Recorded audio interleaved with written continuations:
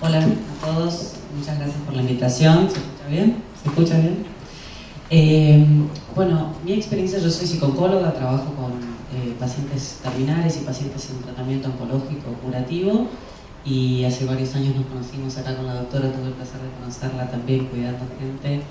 Y cuando nos invitaron acá a esta charla, nos juntamos las dos para ver qué podía ser interesante compartir con ustedes acerca de nuestra experiencia en esto de que es esto de ponerse en el lugar del otro, ¿no? Ponerse en el lugar del otro para nosotros será sinónimo de empezar a pensar en términos de la empatía y de la compasión y de cómo el sistema de salud paulatinamente a partir de los años ha ido perdiendo esta posibilidad. Las personas, no solo los médicos, también la gente que trabaja en política, incluso las personas, los ciudadanos en sí mismos, ¿no? Cada vez nos ponemos menos en el lugar de los otros y esto comienza a hacer un cierto ruido. Empezamos a pensar en cuál era el paradigma de la medicina, los médicos presionados tal vez para ver a mucha gente, los médicos no acercándose o no pudiéndose poner en el lugar de los demás y las personas. Y la reflexión, a medida que íbamos discutiendo, cada vez, en vez de arribar a más respuestas, se iban ampliando las preguntas, ¿no? Cada vez nos hacíamos más preguntas y cada vez iban surgiendo más cosas. Así que lo que decidimos era venir hoy y compartir un poco con ustedes, no como una idea terminada o culminada o dar conceptos cerrados, sino compartir simplemente con ustedes lo que es nuestro recorrido profesional y las cosas que a nosotros nos fueron surgiendo hablando del tema de la empatía y de la compasión. Así que esperemos que les resulte interesante la reflexión y por supuesto sean más que libres de intervenir cuando quieran. Doctora. Bueno, buenas tardes a todos. Un poquito lo que nos planteamos primero es pensar por qué se hace difícil la empatía en el sistema de salud. Nosotros vemos que por ahí hay malestar en los pacientes, ¿no? El médico ni me miró, el médico no me revisó, estas cosas que dicen los pacientes que llegan, o me dijo esto y en realidad en 5 minutos, ¿no? Entonces empezamos a pensar un poco por qué este malestar respecto de la empatía, así como rescatan a muchos otros médicos que dicen sí, me dedicó un montón de tiempo porque me pudo explicar bien. Entonces nos pusimos a pensar cómo hemos llegado hasta aquí, y una primera cosa que pensamos es que es importante tener claro que la medicina no es naturalmente así como la conocemos hoy. La medicina es una construcción cultural, es decir, hemos llegado hasta aquí porque han sucedido muchas cosas buenas y muchas cosas no tan buenas. Entonces, si nosotros hemos construido esta medicina, nosotros también podemos modificarla. Eso es lo bueno. Es decir, no resignarnos a que las cosas son así y ya está, el sistema es así. Bueno, no, si hemos llegado hasta aquí, podemos mejorar lo que hemos recibido, ¿no? Y una de las primeras cosas que a mí se me ocurrió plantear un poquito así brevemente es cuáles son las características que ha ido desarrollando la medicina desde el siglo XVIII hasta acá. Ustedes saben que la medicina antes era una medicina empírica, con investigaciones científicas, no digo que no, porque en la antigüedad y en el medioevo hacían sus esfuerzos por encontrar las causas de las cosas, ¿no? Pero en el siglo XVIII lo que ocurrió es que hubo un gran, si se quiere, encandilamiento con las ciencias exactas. La mejor ciencia era la matemática, la física, y la medicina se sentía como la pobre de la película. Entonces empezaron a decir, bueno, ¿cómo podemos hacer para que la medicina sea más científica, como estas ciencias tan importantes? Y allí apareció, entre otros, aparecieron muchas personas, pero este que ven acá se llama Bichat, un francés que todos estudiamos en anatomía, y que era un joven, que murió muy joven de tuberculosis, que era una enfermedad, digamos, muy prevalente en ese momento, y que se puso a estudiar por qué la gente tenía tuberculosis. Se metía en unos sótanos y abrió cantidad de cadáveres durante toda su vida, a pesar de que murió a los 30 años, inventó, si se quiere, la anatomía patológica. Entonces dice, bueno, vamos a mirar dónde está la lesión que produce la enfermedad. y encontraba en los pulmones, en los ganglios, donde fuera, estigmas de la tuberculosis. Entonces, a partir de allí, la concepción de la enfermedad fue una concepción de la enfermedad como lesión. La enfermedad está aquí, es algo objetivable. A partir de allí se desarrollaron, pero se desarrolló muchísimo la medicina, la clínica, los estudios de laboratorio, todo lo que fuera, de alguna manera permitiendo un diagnóstico más preciso, y el cuerpo se pensó como un mecanismo sobre el que operamos para curar la enfermedad que está allí. Y el dolor del que se ocupaba la medicina era un dolor más bien físico. Muy bien, allí estábamos, ¿no? Y nuestro amigo Villán nos dejó un paradigma que en la medicina fue muy exitoso y que permitió el desarrollo de muchísimos aspectos de la medicina, y en realidad hasta el siglo XX podemos decir que no se curaba tanto. A partir del siglo XX, con los antibióticos y eso, podemos decir, bueno, hemos logrado una mayor incidencia en la mortalidad de las personas. Pero fíjense que siempre hubo médicos, a pesar de que no se curara tanto. Entonces, ¿qué rol tenía este médico que no modificaba mucho el curso de la enfermedad? Tal vez hay algún otro rol de la medicina que no es solamente el diagnóstico, la curación, que está muy bien, está perfecto, pero digamos, hay un malestar. ¿Por qué? Porque en este primer paradigma, que es el que todavía predomina en gran parte y en el que nos formamos en la Facultad de Medicina muchas veces, es aquel en que la enfermedad es solamente una lesión orgánica. Ahora, ¿cuál es el reclamo actual del que hablaba recién Mariana? Que la gente no se siente bien con este paradigma solamente, ni el médico tampoco, porque de hecho hay situaciones en la relación médico-paciente para las que necesitamos otra preparación. Decirle a alguien que tiene cáncer no se puede decir en 5 minutos. Esa es la realidad.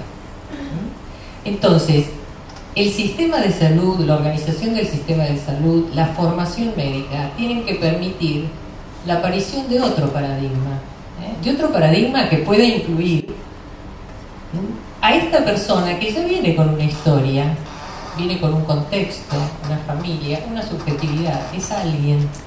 Y ese alguien tiene que poder incluirse en la relación médico-paciente. Esto es lo único que nos permite ponernos en el lugar del otro. Si no es alguien a quien le damos un diagnóstico, pero dárselo o no dárselo en este momento o no, acompañarlo de una manera u otra, depende mucho de nuestra capacidad de tolerar el contacto con esta subjetividad. Esto hace la medicina un poquito más difícil, porque ya no nos encontramos solo con enfermedades, sino con enfermos.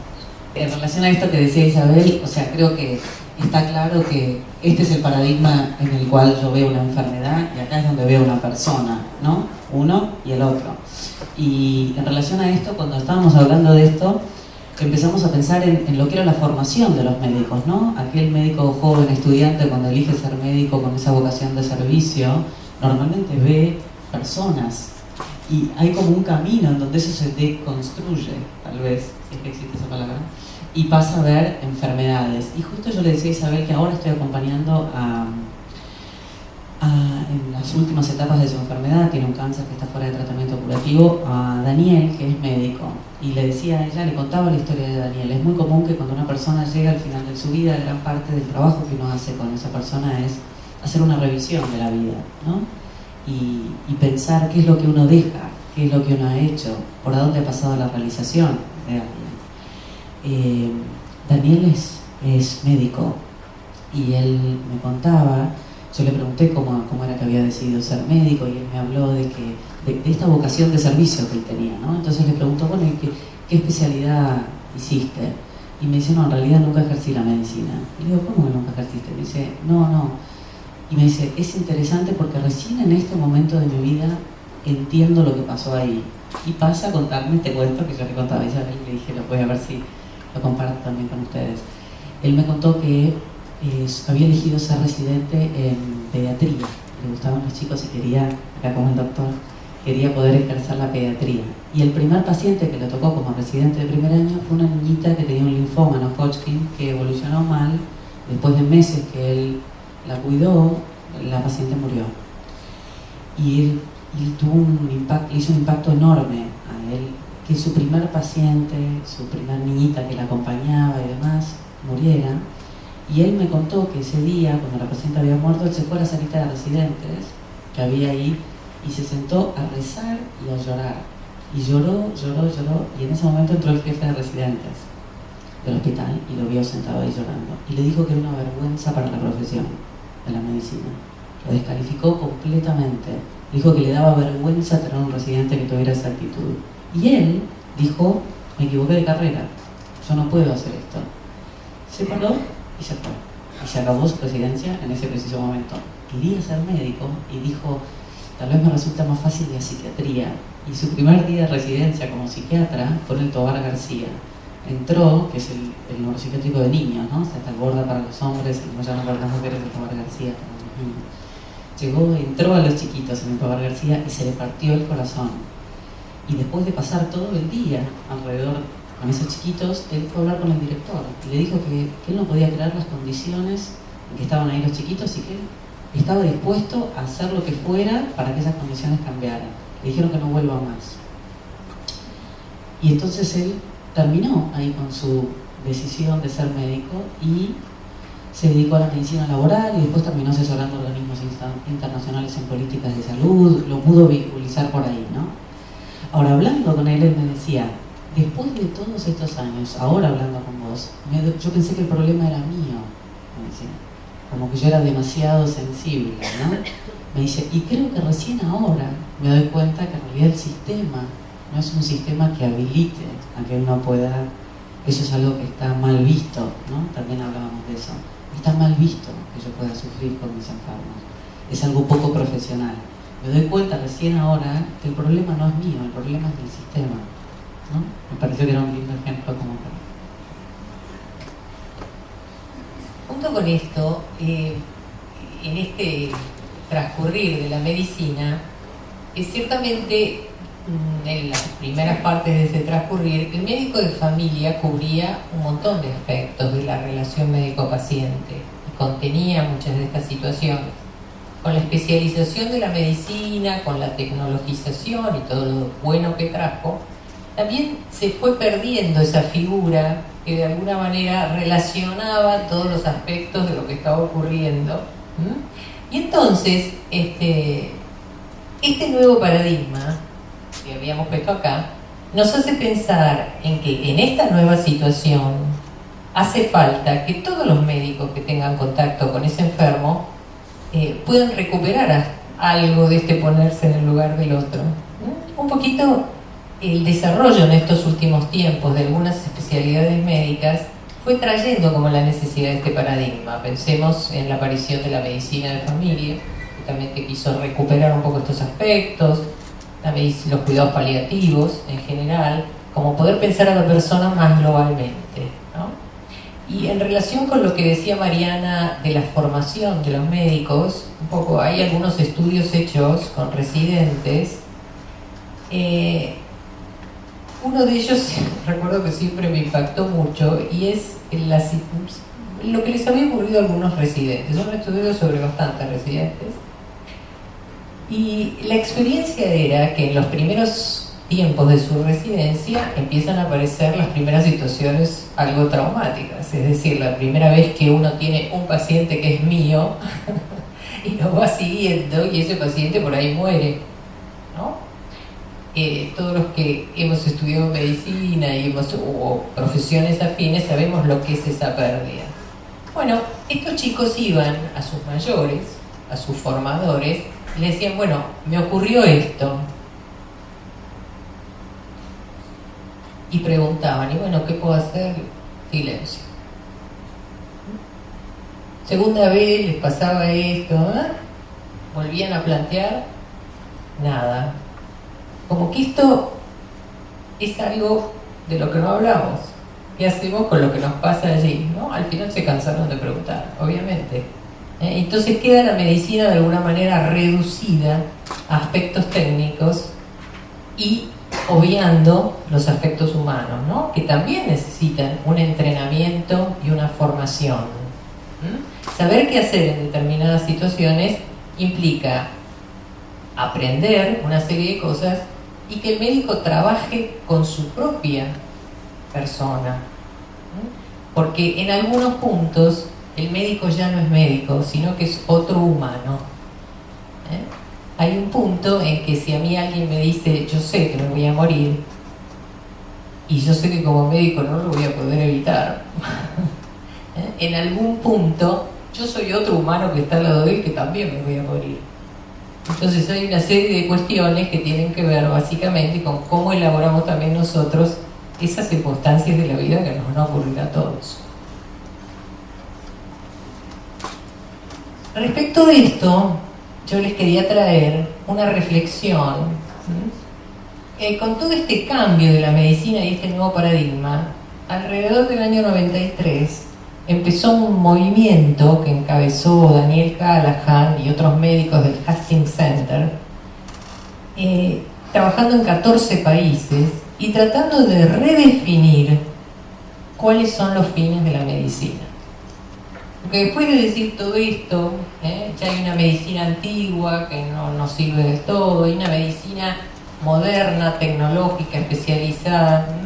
¿No tendremos que replantear qué es lo que tenemos que hacer como médicos? Y entonces ellos reflexionaron, hicieron una publicación que les invito a leer, si la encuentran por ahí, se la encuentra, acerca de cuáles son los fines de la medicina. La primera, como ven ustedes, es la prevención de la enfermedad y la promoción de la salud, aspectos que todos ustedes saben que están por ahí un poquito dejados de lado, los aspectos preventivos, que ellos incluyeron como un aspecto importante. El alivio del dolor y el sufrimiento causado por enfermedades, esto también es una función del médico y bastante olvidada.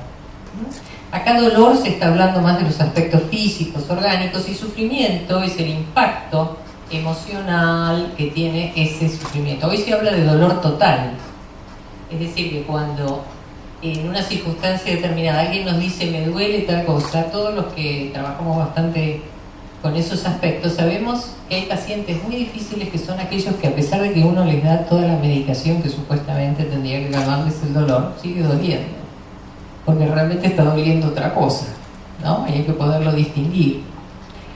El cuidado y la curación de quienes padecen enfermedad, por supuesto, un poquito hablábamos, ahí hablaba Lucas de los trasplantes y toda la movida, digamos, como para lograr grandes avances en estos campos, y el cuidado de los que no pueden ser curados.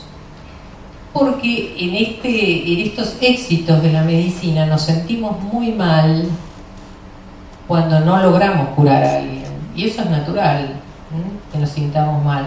Pero no al punto de pensar que la medicina es pura lucha contra la muerte, porque nos va a ir mal. En ese sentido, importante pensar que algunos enfermos los vamos a tener que acompañar en ese tránsito hacia la muerte. Y de hecho, hay mucho que hacer en esa etapa, hay mucho que hacer y mucha investigación hecha en todos los planos, físico, psicológico, social, espiritual. Prevenir la muerte prematura y posibilitar una muerte en paz. Prevenir la muerte prematura, y todos sabemos además que la medicina es netamente una ciencia social, si se quiere también, ¿no? Y que estamos todos implicados, digamos, en lo que significan aspectos de mejorar todos los índices que hacen que realmente en algunos sectores que la muerte sea un hecho prematuro, que no debiera ocurrir. Entonces la pregunta que nos hacíamos era si notamos que hay algo que está faltando, ¿no? Si el modelo médico o el modo en el que nosotros nos estamos acercando a las personas, ya sea desde el lugar del político, desde el lugar del médico, desde el lugar que fuera, cualquier persona que está centrada en tener algún ejercicio de una profesión de servicio, ¿no? Si esto está demostrando ya no alcanzarnos, ¿cómo hacemos para cambiar? ¿Cómo hacemos para volver a, por ejemplo, el paradigma del médico de familia? ¿Cómo hacemos para cuidar? ¿Cómo hacemos para ponernos básicamente en el lugar del otro? ¿No? ¿cómo se hace esto? Y nos preguntábamos si era una habilidad que era entrenable. ¿Yo puedo entrenar a alguien para ser empático? ¿Puedo entrenar a alguien para que a alguien le importe la persona que tiene enfrente o no? Digo, ¿cómo se hace, no? Y en función de esto yo me acordé de una cita de un libro muy bueno de un escritor que se llama Martin Amis, que levanta una cita de un pensador ruso que se llama Alexander Herzen. Y yo le decía a Isabel, cuando estábamos hablando, le digo, esto me recuerda a lo que dice Herzen. Y Herzen lo que dice es, la muerte de formas contemporáneas de orden social debería alegrar más que conturbar el espíritu. Lo pavoroso, sin embargo, es que el mundo que fenece no deja atrás de sí un heredero, sino una viuda embarazada. Entre la muerte de uno y el nacimiento de otro, habrá un fluir de mucha agua, habrá de discurrir una larga noche de desolación y caos. Él, en realidad, estaba hablando pensador de la revolución, ¿no? Pero en función del orden social. Pero me parecía muy interesante esta idea de que cuando algo se termina y algo nuevo tiene que arrancar, eso no sucede de la noche a la mañana. Hay una muerte que sucede, y en esa muerte y esa espera de que lo nuevo surja es una espera activa, es la espera de una gestación de algo diferente. No es simplemente me cruzo de brazos y espero que luego esto nuevo suceda, sino que uno tiene que trabajar y dar los pasos activamente para que eso suceda. ¿Y cómo hacemos para que eso suceda? Esta nueva manera de cuidar, de volver a ser empáticos, etc. Me equivoqué de botón. Ayuda a hacer duelo, ¿por qué? Porque lo primero que uno hace en trabajo de duelo, cuando yo trabajo con un paciente que está en duelo, lo primero que se hace, la tarea número 1 en la terapia de duelo es acrecentar la realidad de la pérdida. Cuando una persona se muere, el corazón nos hace trampa, ¿no? La mente entiende que alguien se murió, pero empezamos a hacernos trampa y a creer que todavía está acá, que me va a llamar por teléfono, que lo voy a ver en la calle, que va a venir, ¿no? Entonces, uno lo primero que tiene que hacer es ayudar a la persona a darse cuenta que efectivamente esa persona ya no está. En nosotros, si nosotros queremos cambiar el modo de acercarnos a los otros, lo primero que tenemos que darnos cuenta es que lo que estamos haciendo no sirve más. Digo, si yo sigo negando que el modelo con el que yo estoy plantado está caduco, no voy a poder hacer nada. Hay un filósofo que se llama Gurdjieff, que a mí me gusta mucho, y lo que él plantea es cómo caminamos de nuevo a un modelo diferente. Lo que él plantea es, dice, no se puede nunca salir de una prisión sin arrancar por reconocer que uno está preso, ¿no? Digo, si yo creo que el modo en el que cuido es genial, no me voy a hacer una pregunta acerca de cómo cambia el modo en el que cuido, ¿verdad? Entonces, lo primero que tenemos que hacer es reconocer que necesitamos un cambio. ¿Cómo hacemos para cambiar? ¿Cómo transicionamos este nuevo modelo? ¿Cómo parimos, ¿no? Siguiendo la metáfora de Herzen, cómo parimos el cuidar mejor a los otros? Diferentes modos. Y no creo que yo los pueda plantear todos, ni mucho menos, pero al menos estos fueron los que fueron surgiendo. El primero es aprender o oír a aquellos que ya están en ese camino. Y un ejemplo es, ¿querés contar vos? Acerca del modelo de cuidados paliativos. El modelo de cuidados paliativos, no es que estoy haciendo propaganda de los paliativos, pero lo que quiero decir es, esto es el hospice, el Hospice Friendly Hospitals, es hospitales amigables de la filosofía hospice. Es un programa que se está haciendo bastante en Inglaterra. ¿Qué es lo que hacen? Hospice son unas casas que cuidan a enfermos terminales. En general los enfermos son cuidados por voluntarios, son cuidados por miembros de la comunidad. Existe también acá, afortunadamente, en Argentina. Y lo que está pasando es que en Inglaterra y en Irlanda se empezaron a dar cuenta de que ese modelo de cuidar, el modelo de cuidar que se tiene en los cuidados paliativos, esa filosofía de cuidado en donde importa la persona, importa sus sentimientos, importa el contexto, importa la espiritualidad, importa la historia de alguien, etcétera, etcétera, etcétera, es el modelo para cuidar. Pero ¿cómo hacemos para que eso impacte? ¿Cómo hacemos para que eso deje de estar simplemente circunscripto en una casa y pase a ser parte del sistema de salud? Ellos hicieron este programa que se llama Hospice Friendly Hospitals, en donde lo que hacen es que traen a gente que cuida enfermos terminales a que trabaje con médicos de guardia y que trabaje dentro del hospital general, como si fuera un contagio de compasión, un contagio de empatía, ¿no? Es como tratar de que esa gente pueda aprender a mirar a los pacientes de modo integral, que es lo que la medicina nos ha ayudado a hacer, ¿no? Obviamente otro modo de humanizar es la interdisciplina y la integralidad, que yo pongo ahí abajo también, que es la humildad. Si yo empiezo a reconocer que yo no puedo cuidar de todas las maneras en que ese paciente lo va a necesitar, yo tengo que reconocer que tal vez tenga que llamar a alguien que sí pueda, alguien que sí tenga esas herramientas. Pero para eso tengo que arrancar por reconocer que yo no puedo, y eso exige humildad. Entonces, si yo no puedo ni siquiera conectarme con eso, voy a seguir pensando que los 5 minutos y preguntarle por un síntoma y que se retire va a ser suficiente, ¿no? Empatía. ¿Cómo se hace para transformar a alguien que no es empático? Y esto ya ni siquiera se trata de los médicos, nosotros como personas. Si yo no soy empático, ¿cómo hago para hacerlo? ¿No? Es la pregunta. ¿Se puede entrenar? ¿Yo puedo hacer un programa para entrenar a la gente en que le importen los otros, en que se pueda poner en el lugar del otro? ¿O esto es una cosa natural? ¿O te pasa o no te pasa? Le pasa a las buenas personas, comillas, ¿no? ¿Cómo se hace? Y esto es una postura personal absolutamente argumentable, pero lo que yo decía es, yo siento que la empatía es algo que es innato en todos. Es una de las cualidades que nos hace más humanos. De hecho, alguien se cae en la calle y uno naturalmente se agacha y lo ayuda a levantarse. A alguien se le queda el auto y yo lo ayudo a empujar. Alguien no tiene que decirme, te corresponde ayudar a empujar el auto. Es como algo que nos surge naturalmente. Si es así, y si nos surge naturalmente, cuando yo me encuentro con un adulto y ese adulto no tiene esa posibilidad, yo lo que tengo que pensar, más que en cómo lo entreno para que sea empático, es qué está bloqueando esa empatía natural, si todos la tenemos. Y la persona no la está ejerciendo, ¿qué lo está bloqueando? ¿Qué pasó con esa persona en su vida que de repente ha dejado de ser empático? Y entonces así fue como nos empezamos a pensar, en vez de entrenar hay que recordar, ¿no?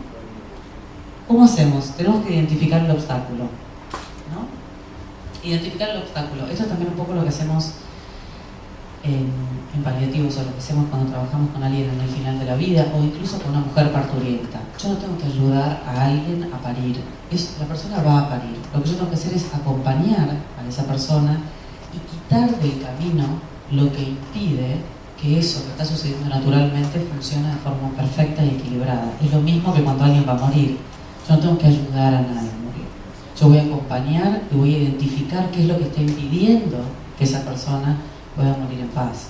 Mi ojo está en el obstáculo de algo en lo que yo confío que sucede de modo perfecto si es natural. Entonces identifico el obstáculo. Lo mismo pasa con la empatía. ¿Cuáles son los obstáculos que tenemos para la empatía? Nosotros, las personas. ¿Por qué nos cuesta ponernos en el lugar del otro? Y yo lo pensé en función de afirmaciones. ¿Cuáles son las cosas que decimos? Bueno, una de ellas es, yo veo 20 pacientes por día, atiendo 20 clientes por día, porque también es lo mismo, ¿no? Digo, no puedo sentir empatía y conexión viendo tanta gente, no puedo ponerme en el lugar de todos ellos, ¿no? Como siendo la cantidad de gente que veo, yo no me puedo dar ese lujo. Es todo muy bien, pero vos si tenés todo el tiempo que quieras, perfecto, pero yo no puedo, ¿no? Y esto habla de un tema que se llama el burnout o el síndrome del quemado, que es muy común y en donde el sistema sanitario tiene mucho que ver. Yo creo que esto puede ser una objeción muy válida, ¿no? Porque realmente si uno tiene muy poco tiempo para ver a sus pacientes, a veces alcanza ese tiempo porque es una cosa sencilla que uno no necesita dedicarle demasiado tiempo, pero otras veces realmente en determinadas situaciones ver un paciente en un promedio de 3 minutos que hablábamos antes, que es el promedio en Estados Unidos de atención de un paciente, es medio imposible, por más empatía que tenga, ¿no? Entonces en algún punto hay que revisar no solo el médico o a la persona que está ejerciendo ese rol, sino el sistema en el que el médico está incluido, porque realmente hay cosas que requieren más tiempo. Hay otras situaciones, y ya les vamos a mostrar el caso de una paciente, que a veces hace falta realmente muy poco tiempo y es más una cuestión de actitud, pero esta puede ser realmente un obstáculo válido. Y también en relación al burnout, una de las cosas que pasa es que yo varias veces, una de las cosas que son principales para cuidar al que cuida, para los cuidadores, es tener la posibilidad de hablar lo que a mí me pasa. Cuando yo me siento con un enfermo y el enfermo me dice, yo la verdad que me quiero suicidar, aunque yo pueda acompañar a la persona dentro de esa situación, yo salgo de ese lugar y necesito poder sentarme con alguien con quien trabajo y decirle, no sabes lo que me pasó recién. Y el hecho de poder hablar de lo que me pasó es clave a la hora de cuidarme. Es como si uno compartiera el peso de lo que es la experiencia del sufrimiento del otro. Yo necesito poder hacer eso. En un sistema en donde se le exige a la gente que vea mucha cantidad de gente por día, o en donde no está validada el autocuidado, necesariamente uno termina deshumanizado, termina diciendo, mira, yo la vida es así, bueno, siguiente, no, porque no tiene ni tiempo, no ha podido cuidarse a sí mismo en el cuidar, ¿no? Y eso contribuye directamente al burnout. El siguiente obstáculo. Yo soy el médico, estoy para pensar en cosas más importantes. Yo soy el político, me eligieron para tomar decisiones inteligentes. No quiero excluir a los médicos en esto. Yo soy la psicóloga, estoy aquí para desentrañar su psicopatología. Y me quería meter en el medio porque no me... Está bueno, ¿no? Porque de eso se trata. También es válido, ¿no? Y uno quiere que el abogado sea un buen abogado, y uno quiere que el médico sea un buen médico, y uno quiere que el político sea un buen político. Pero eso no excluye la posibilidad de ponerse en el lugar del otro. No solo no la excluye, sino que es vital que para ejercer ese rol uno pueda ponerse en el lugar del otro. Hasta en términos comerciales, si yo quiero vender un producto, tengo que pensar como piensa mi cliente. Digo, ni siquiera para transformarlo en términos emocionales y altruistas. Digo, siempre es importante la capacidad de ponerse en el lugar del otro. Y además, tiene que ver mucho también con el rol que yo tengo y la autoimportancia, que es un tema importante, valga la redundancia. Pero, a ver, cuando yo soy chiquitita y ayudo a alguien, mi mamá me dice, qué bien, qué buena niña que sos, que ayudaste. Cuando yo soy grande y doy una charla y alguien me dice, qué bien que estás dando una charla.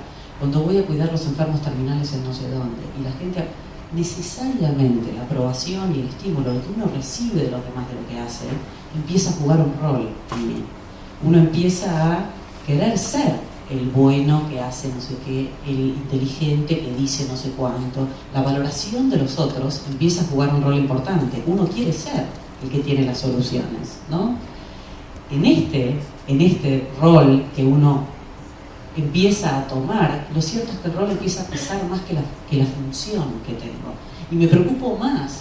Empiezo a estar sentado con un paciente pensando más en ser la psicóloga que en estar con quien tengo enfrente, ¿no? El rol que yo lo tengo asumido, y en vez de que eso, la persona que tengo enfrente, a mí me importa y yo puedo escucharla, el rol se transforma como en lo que me separa de esa persona. ¿Se entiende lo que digo, no?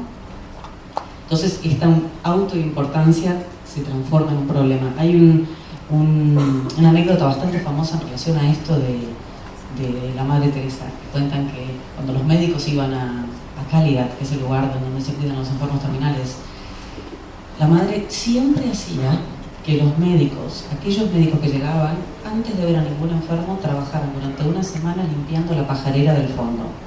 Nadie veía a un enfermo, si era médico, antes de limpiar durante una semana la pajarera del fondo. Yo estuve ahí y vi la pajarera. Y dice placa, pajarera de los médicos, de la madre, etcétera, etcétera, etcétera. ¿Pero por qué? Porque ella se daba cuenta de esto. Hasta que vos no puedas soltar el traje del médico que viene a Calcuta, se cree, no estás viendo a nadie. No estás viendo, estás tan ocupado con lo que te pasa a vos que no te conectaste con nadie. Entonces, si querés realmente ayudar, empezá por soltar el delantal, podríamos decir, ¿no? Soltar el delantal y fíjate qué pasa cuando te sentás frente a alguien. Sería, yo no sé si estamos con tiempo para explicarlo, pero cuando uno trabaja en la empatía, hay de hecho una cosa muy puntual que se llama disociación instrumental. Uno puede adquirir el entrenamiento de poder acercarse al otro. Para eso yo no tengo que defenderme, ¿sí? Ni con mi rol, ni con otras cosas. O sea, no tengo que defenderme, tengo que asomarme al sufrimiento del otro para luego poder salir. Esto se puede hacer. No es que una persona necesariamente, si hay alguien que sufre, yo voy a sufrir irremediablemente con otra persona. Hay modos en los que una persona puede entrenarse en esto.